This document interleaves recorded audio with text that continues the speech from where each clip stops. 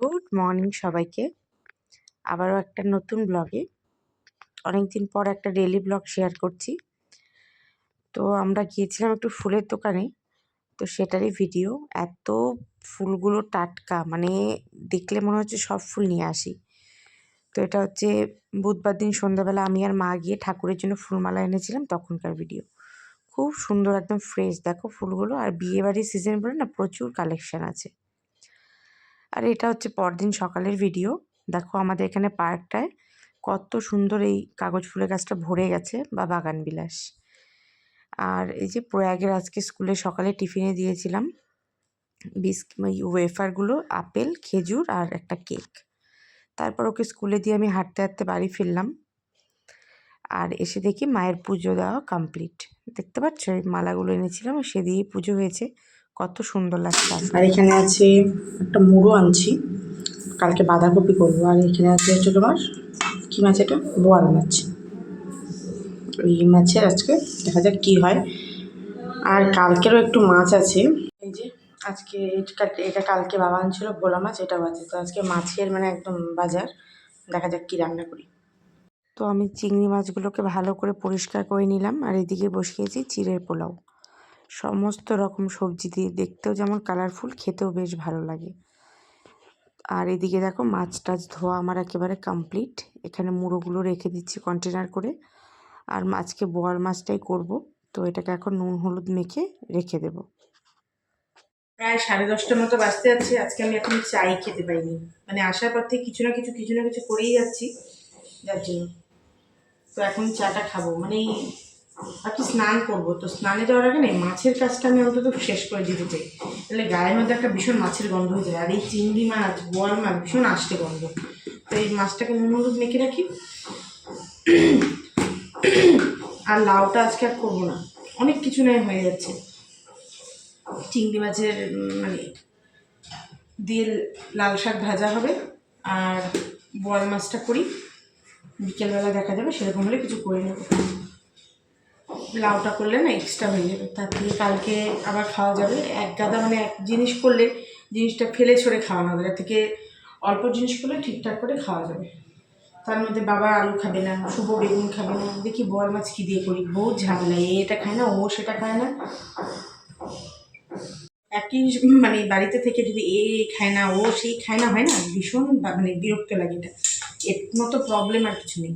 তোমাদের বাড়িতে কে কার কার বাড়িতে এরকম মানুষজন আছে অবশ্যই কমেন্টে জানাবে। আমাদের বাড়িতে তো ভীষণ প্রবলেম খাওয়া দাওয়া নেই, মানে ম্যাক্সিমাম জিনিসটা আমি আর আমার শাশুড়ি মা খাই। আমার ছেলেটাও খায় মোটামুটি 90%ই, কিন্তু এই বাবা শুভ ম্যাক্সিমাম জিনিসই খায় না। দুজনই এটা খাবে না, ও সেটা খাবে না, ভীষণ বাজবাজ হয়। তো এই যাই হোক, মাছটা মেখে রাখলাম, এবার আমি আগে চা খাবো, তারপর সব কাজ করবো। এই যে ব্রেকফাস্ট নিয়ে বসলাম, চিড়ের পোলাও আর এটা ব্ল্যাক কফি। আজকে একটু ব্ল্যাক কফি খাচ্ছি সকালে। এই যে চিড়ের পোলাও, অনেকদিন বাদে এসে বসে এভাবে মানে ভিডিও করছি আর চা খাচ্ছি। আমাদের এখানে রীতিমতো খুব গরম পড়ে গেছে, মানে খুব মানে ফ্যান লাগছে না, মানে টেম্পারেচার ভালোই হাই। দুপুরবেলার দিকে ভালোই থাকে, ভোরবেলার দিকে হালকা ঠান্ডা কমে। তো ভালোই গরম পড়ে গেছে আমাদের এখানে, মানে আর ঠান্ডার আশা নেই। হয়তো এই শিবরাত্রির পর থেকে রীতিমতো ফ্যান চালাতেও হবে।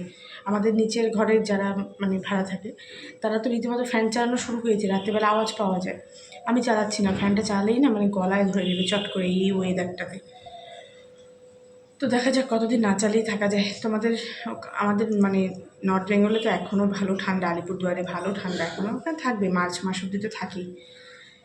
তো এখন আর যাওয়া হবে না, আবার দেখা যাক কবে যাই। চলো এবার খেয়ে নিই, তারপর দেখি কী করি। তো একটু লেট হয়ে যাওয়ার জন্য আর স্নান করিনি, রান্না করতে ঝটপট চলে এলাম। পেঁয়াজ, রসুন, শুকনো লঙ্কা আর কালো জিরে ফোড়ন দিয়ে চিংড়ি মাছ দিয়ে লাল শাক ভাজছিলাম। আর এই পাশে ঢেকে ঢেকে মাছ ভাজছিলাম, কারণ বোয়াল মাছ ভীষণ ফাটে। তো দেখো লাল শাকটা আমার হয়ে গেছে। আর তারপর না বানাচ্ছিলাম হচ্ছে চিংড়ি মাছ বাটা। এটা খেতে ভীষণ ভালো হয়, একদম সিম্পল রেসিপি। চিংড়ি মাছ রসুন লঙ্কা দিয়ে ঝাল ঝাল করে বাটা, পেঁয়াজ দিলেও হয়, না দিলেও চলে। গরম ভাতে খেতে জাস্ট অসাধারণ লাগে, কোনো এক সময় ট্রাই করে দেখো, ভীষণ ভালো হয় খেতে। আর এদিকে এবার আমি বোয়াল মাছটাকে রান্না বসিয়ে দেবো, ব্যাস তাহলে আমার রান্না কমপ্লিট। তো এখানে আমি না দুবেলার মাছ একবার সুন্দর করে ভাগ করে রাখলাম। এটা আমার আর ছেলে দুপুরের, এখানে বাবা মার, আর এখানে রাতের মাছ। ভাত বসালাম।